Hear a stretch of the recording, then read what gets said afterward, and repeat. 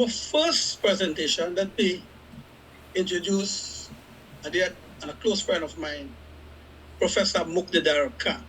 Dr. Khan, you have 30 minutes. Thank you, Benji, for inviting me, Professor Raghubir, and thank you to the Institute for Security and Intelligence Studies for hosting this seminar. I am honored to be here. I have a lot of friends now in Trinidad, thanks to Professor Mahabir. I've already visited Trinidad twice because of the conferences that he has held there. What I'm going to do is, I'm assuming that most of you are up to date, so I'm not going to share new developments. I will try to provide some analysis on what this means from a geopolitical perspective in the short run and in the long run. So there are 4 points broadly that I want to discuss, and then I'll be happy to take questions and answers once other speakers have spoken. So my first point is to talk a bit about the attack itself. There is no doubt, absolutely, we should not, there is no two ways of thinking about the fact that what Hamas did was extremely terrible, profoundly shocking, and in many ways quite inhuman. I mean, they could have adopted the policy of killing military security personnel, hitting security targets, military targets, and when encountering women and children, they could have let them go. And that would not have harmed their cause as much as it has, from the manner in which the brutality, the cruelness, the meanness that they have showed. So there is no doubt that it was a terrorist attack. You can have these are the traditions of the study of war and ethics, that you can have a just cause, but you also need to have just means. So Hamas might have a just cause, but it's certainly its means where there's no other way to describe them as terroristic. But having said that, one of the things that jumps at you right away is the spectacular failure of security, of intelligence, and of deterrence. And so let me start with the smallest, the lowest level of the failure of intelligence. How is it that a country which is so worried about being attacked has spent so much resources on high-tech intelligence gathering, in human intelligence? People talk about Mossad as perhaps the best intelligence service in the world. It takes pride in its penetration into various Palestinian and Arab organizations. So how could they have missed something like this? That is the most shocking and astonishing aspect of this attack, is the intelligence failure. And I think there needs to be more conversation about it, both in Israel as well as in the West. So where are the much touted Five Eyes? Where is the CIA, etc.? Western countries are also spending a lot of resources on this particular thing. So the first question really is how can there be such an enormous intelligence failure from a player that is supposed to be the best in the game? There have been other explanations. I've listened to some military personnel talk about it, that over a period of time, countries are more and more relying on technology-based intelligence, signals intelligence, cracking codes, using AI, relying on telephones, internet, all of this. So basically, electronic surveillance, using drones, using satellites. And so Hamas was able to get around all of it by just going back in time and resorting to old school methods of direct person to person. So, but these are speculative, like there are no definitive accounts of how Hamas planned, when it started planning this, and whether there was a conscious attempt to evade intelligence. Does Hamas have such in-depth knowledge of Israel's intelligence statecraft that it can develop methods without the aid of advanced technology to evade intelligence detection by Israel? So these are some very serious questions. So your students and colleagues who are at the Institute studying intelligence studies, this should be a very important case study as to how Hamas was able to basically evade intelligence gathering. There is also a small controversy brewing in the U.S. A congressman who is on the Senate, I think on the House Foreign Relations Committee, has claimed that Egypt had alerted Israel to such a possibility of such an attack 3 days in advance. Uh, and uh, and so the question is, if they were warned 3 days in advance, why were they not ready? The explanation that some people have advanced is hubris, that the arrogance of the Israelis, that they think that the Palestinians are way behind them, they're not as smart as they are, and therefore it was their arrogance that made them miss the signs. I mean, apparently Hamas was practicing these raids and attacks right there in open ground, which under scrutiny by Israeli forces, and they never thought that this was a practice to do something real. They thought it was just something that they were doing to play psychological games with the Israeli forces. So the question is really very serious about intelligence capabilities, and therefore subsequently the claims that either the US is making or somebody else is making about intelligence, I'm very suspicious about it. So, for example, Joe Biden's claim that our intelligence tells us that this particular rocket was fired by the other team and not by Israel, which exploded on the only Christian hospital in Gaza, which led to 471 deaths. I mean, why would we trust this intelligence now when it failed so enormously on September 7th? Remember, when 9/11 happened, after the 9/11 Commission's investigation, we realized that there were bureaucratic reasons why the U.S. was not able to put together the threat of the attack, even though they had enough intelligence to know about it. So I hope, or I think there might be an inquiry, an internal inquiry, after this war is over on intelligence failure inside Israel and even inside Western agencies. But I have a feeling that once this war is over, there will be a reckoning for Mr. Netanyahu inside the domestic politics, because he has attempted to destroy Israel's democracy, to completely erode the balance of checks and balances between the executive and the judiciary. And while he was busy trying to destroy Israel's democracy, this attack happened. So there are lots of people inside Israel who are saying that, okay, for now we will remain united, but once this is over, we will hold Mr. Netanyahu accountable, because it is on his watch that this attack happened. Remember, the reason why Netanyahu won elections, when he should be going to jail right now. He should be in prison for the corruption. He's a criminal, he's corrupt, he should be in jail. But the reason why he is the prime minister is because of his credentials as a security guy. He feels that he can keep Israel safe under any circumstances. And it is while he was in charge that's the worst attack in the history of Israel and for the Jewish community since the Holocaust has happened.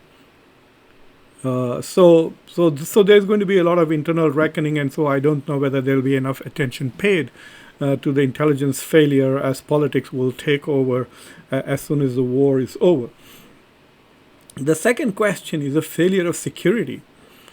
I don't know as to how many of you are aware, but according to most reports, the Palestinians and the Gazans who had crossed over, jumped over the walls, fences, who went in there with parasails, went in there on boats, they had about 4 to 6 hours to themselves to go along killing people and committing mayhem. The IDF did not show up from 4 to 6 hours. Where were they coming from? I think in 4 to 6 hours you can go up and down east and west of Israel many times over. It's a tiny place like New Jersey. But it took them 4 to 6 hours to show up and then start pushing back. So that is the second failure. The first one is intelligence failure. The second one is security failures. That there has been tremendous security lapses that they have not been able to react. I mean, imagine 6 hours. What if it were 15,000 people who had crossed over rather than 1,500? So the second question is about security issues. The third and the more serious question, and the most serious one, and this is something that has long term implication, is the failure of deterrence. For the last 16 years, Gaza has been an open air prison completely blockaded by Egypt and Israel. Nothing can go in by boat, by land, by air, and nobody can come out. I mean, there have been tunnels, etc., but those have been shut down, blown up. Israel has sent troops many times inside. There have been several wars against Gaza in the last 16 years. Thousands of people have been killed by Israel, devastated. What you're seeing right now is not the first time. So this kind of brutal assault on Gaza, it is a very tiny place, extremely densely populated. It's about 150 square kilometers, I think, with a population of nearly 2.2 million. So the density is huge. So there's no way you can drop a bomb and not kill thousands and hundreds of civilians. So in spite of all of the brutality with which Israel has treated Gaza for the last 16 years, and even now it has cut off power, it has cut off electricity, food, medicines, is hitting targets like hospitals. Even after the big hospital was bombed, where there's a dispute as to who is responsible for it, Israel and the US claim that it was either Hamas or Islamic Jihad, and Hamas claims that it was an Israeli airstrike. There have been other smaller hospitals which have been hit by Israel. So, in spite of all the devastation and the power that Israel unleashes on Gaza, this happened. So this promise of punishment by Israel does not have the deterrence to provide it with security. So it might go in and kill more thousands of Gazans. Even if it kills 50,000 Gazans, does it mean that there will be no more attack on Israel again? I don't know. At least this time deterrence has failed. So there is a failure of intelligence, failure of security, failure of deterrence. The second thing that I want to talk about is the impact of this attack on global order. While in America we are talking as if history began on October 7, there is a big historical political context to what is happening in there. One of the big questions that nearly everybody is now asking is, look, if you're trying to blame this on Hamas, imagine a world where Hamas does not exist. And we can see that world, it is West Bank. There is no Hamas in West Bank, but in this year alone, in 2023, over 200 Palestinians have been killed. I was talking to a rabbi for my show just before this, Rabbi Douglas Krantz, who is one of the founders of J Street, a very powerful, perhaps the most powerful Israeli lobby now in the US. And he was telling me, when I said that 200 Palestinians were killed, he corrected me and said, no, 200 Palestinians were murdered. In 2023, there are armed settlers there in West Bank. Israeli forces, even now you can see about 50 to 60 people have been killed in the West Bank. So there is a continuous oppression from Israel, a very brutal military occupation, constant dehumanization of the Palestinians. People feel free to talk of them as if they are animals and vermin. Words like that have been used both in Israel and here on US television. And this occupation has gone on for more than 50 years. And the war has been going on for 70 years. The world talks of a two-state solution, but the United States has never taken a concrete steps to ensure that the reasons why the two-state solution is becoming less and less possible, which is expansion of settlements in West Bank by Israel, is not impeded. The U.S. has facilitated a scenario where the two-state solution has become next to impossible. So the fact that the world just stands by as Israel violates human rights and breaks international law on a daily basis is one of the reasons why there's so much of frustration and hopelessness in Palestine, which makes the promise that Hamas says is we will destroy Israel so much more attractive. So it is in that context, the failure of providing any relief to Gaza, which is under blockade for 16 years, the failure to move forward, are all contributors to a sense of extremism and hopelessness in Palestine, which makes Hamas the only option. There is nothing else.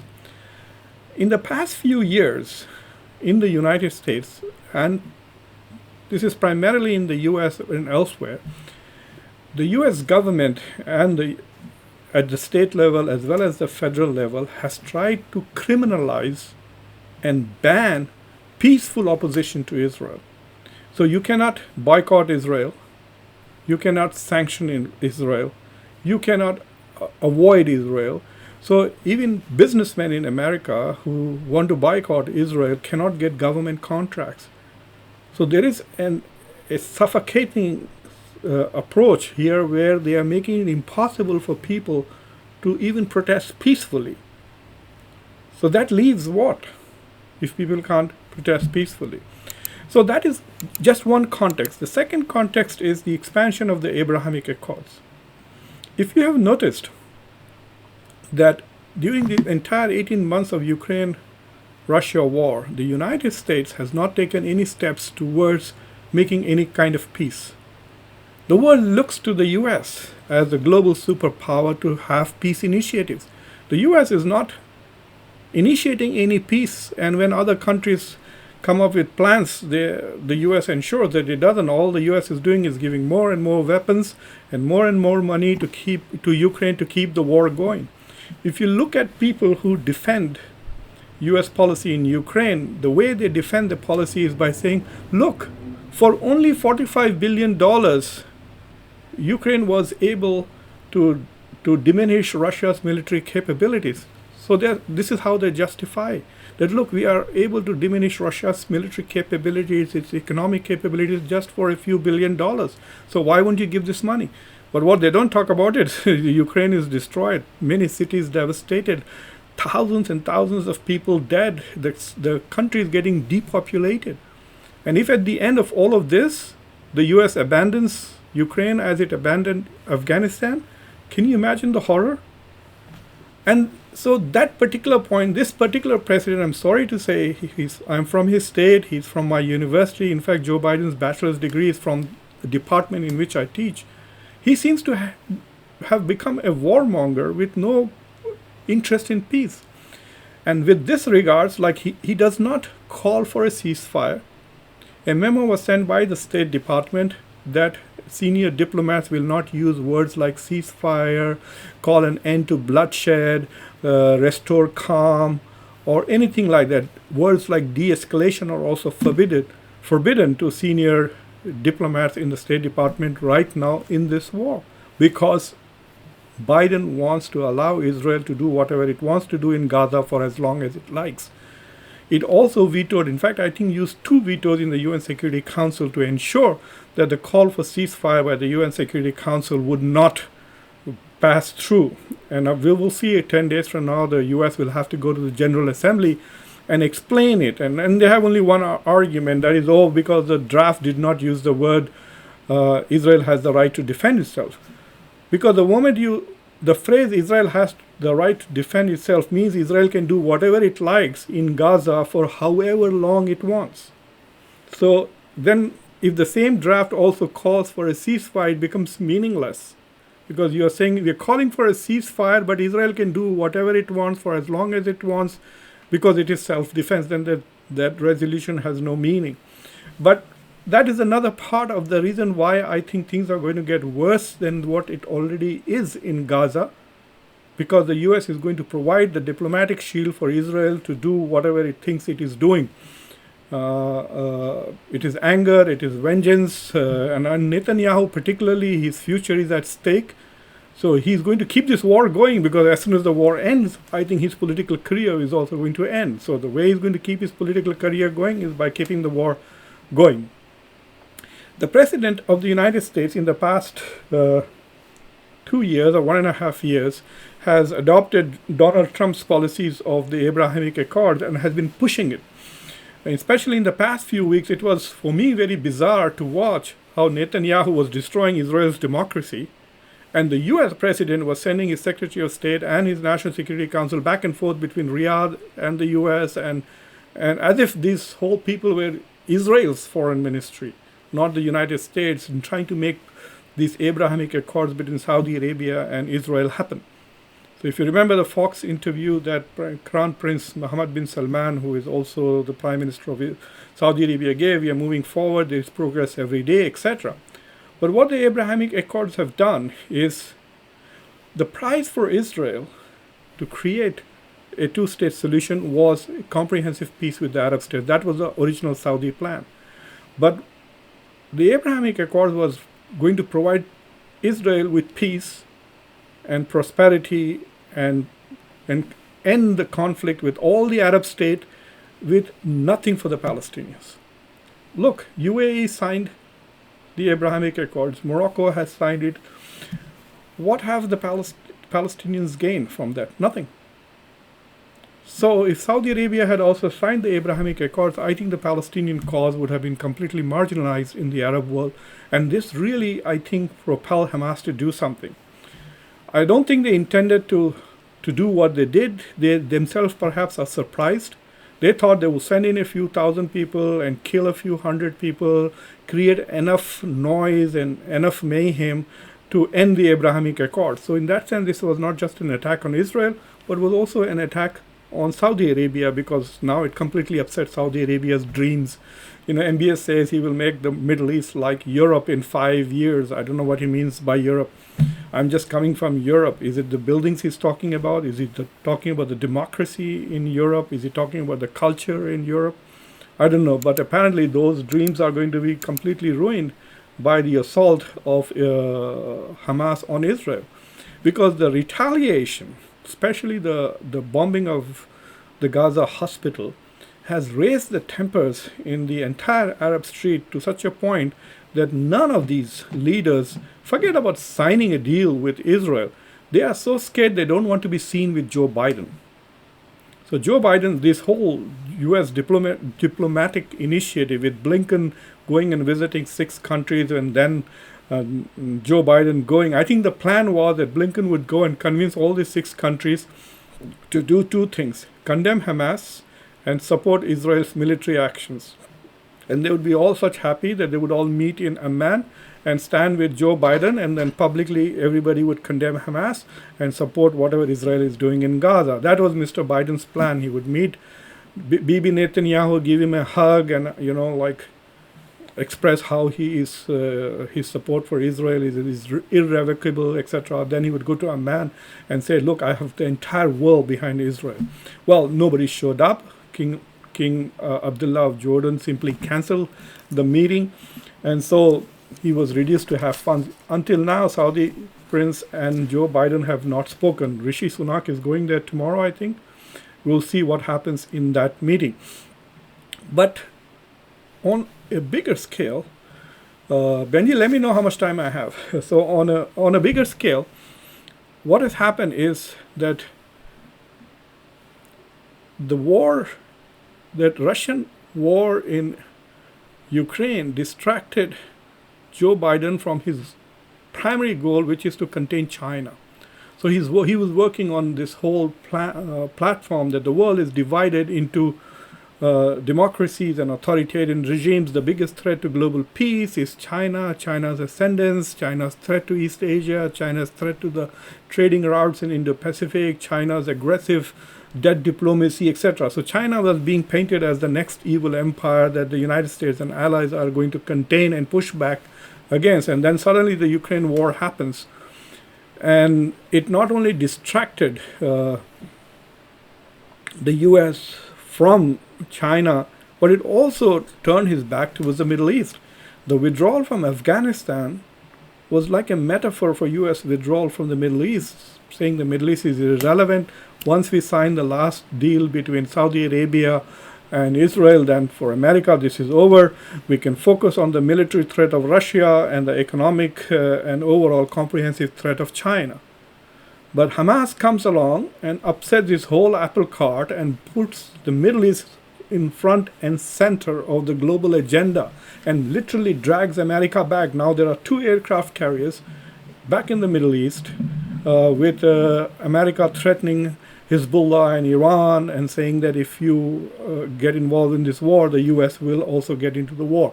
Already Israel has bombed 2 airports in Syria. So while they are talking about Iran expanding the war, actually Israel has already expanded the war. So it's not just bombing the Palestinians, but it has also bombed Syria, some analysts say that is as a way to deter Iran or reduce its capacity, but whatever the motivation, it has already expanded to the war.